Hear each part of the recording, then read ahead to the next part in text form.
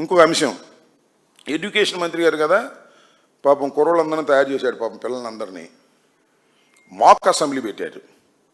సరే, అసెంబ్లీలోకి ఎందుకు అలౌ చేశారో నాకు అర్థం కాదు. ఆ సాంప్రదాయం నేను వ్యక్తిగతంగా భావిస్తున్నా. ఒక శాసనసభ్యుడిగా స్పీకర్ కూర్చునే చైర్లో బయట పెట్టారా? బయటేనా?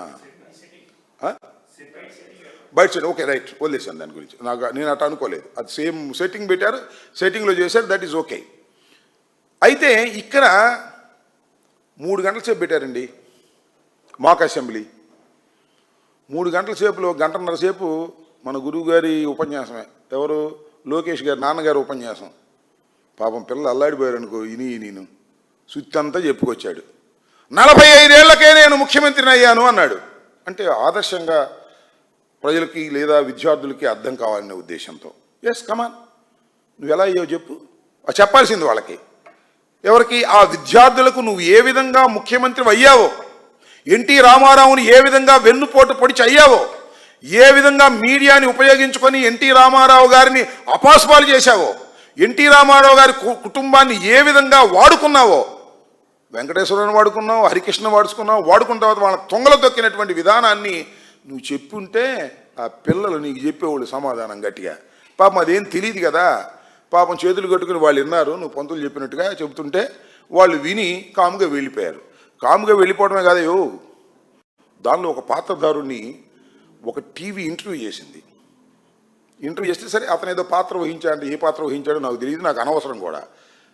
ఎవరు నీ ఇష్టమైన పొలిటీషియన్ అంటే, నా hero, super hero Jaganmohan Reddy అని చెప్పాడు. చూసారా మీరు? చూడపోతే చూడండి. అంటే ఎందుకయ్యా నీకు జగన్మోహన్ రెడ్డి అంటే ఇష్టం అంటే, స్కూళ్ళు బాగు చేశాడండి, చదువులు బాగు చేశాడండి అని చెప్పాడు. తర్వాత దాన్ని ఏదో తిమ్మిడి బొమ్మిని చేసి మళ్ళీ అతని చేత ఏదో చెప్పుకోవడానికి ప్రయత్నం చేశాను. నేను చెప్పదలుచుకున్నటువంటి అంశం ఏమిటంటే, నువ్వు పిల్లల్ని ఎంత ట్రైనింగ్ చేసినా వారి గుండెల్లో జగన్మోహన్ రెడ్డి ఉన్నాడు. ఎందుకో తెలుసా? విద్యాలయాలని బాగు చేసినటువంటి వ్యక్తి, ఇంగ్లీష్ మీడియంను తీసుకొచ్చినటువంటి వ్యక్తి, ప్రతి వ్యక్తికి, ప్రతి పిల్లవాడికి విద్య కావాలని భావించినటువంటి వ్యక్తి, అమ్మఒడిని తీసుకొచ్చి ప్రవేశపెట్టినటువంటి వ్యక్తి. అందువల్ల విద్యార్థుల హృదయాలలో ఆ నోట విని ఆయన సూపర్ హీరోగా భావించారు. దాన్ని ఏదో మసిపూసి మారేడుకాయ చేయాలనేటువంటి ప్రయత్నం పాపం లోకేష్ గారు, చంద్రబాబు నాయుడు గారు చేసేటటువంటి ప్రయత్నం చాలా దురదృష్టకరమైనటువంటి ప్రయత్నంగా నేను ఈ విధంగా చెప్పదలుచుకున్నాను. అంతేకాదు, ఈ సోషల్ మీడియాలో జగన్మోహన్ రెడ్డి గారి మీద, వారి కుటుంబ సభ్యుల మీద, వారి సతీమణి మీద ఇన్ని రకాలుగా దూషించాలో అన్ని రకాలుగా దూషించి వారికి యూట్యూబ్లకు డబ్బులు ఇచ్చి మెయింటైన్ చేస్తున్నటువంటి దుష్ట సాంప్రదాయాన్ని ఈ రాష్ట్ర రాజకీయాల్లోకి తీసుకొచ్చినటువంటి వ్యక్తి నారా చంద్రబాబు నాయుడు గారు. దాన్ని పెంచి పోషిస్తున్నటువంటి వ్యక్తి నారా లోకేష్ గారు. నిజమైన వారసుడు. మీడియాని నమ్ముకొని బతికేటటువంటి వ్యక్తులే తప్ప ప్రజల్ని నమ్ముకుని బతికేటటువంటి వ్యక్తులు కాదు.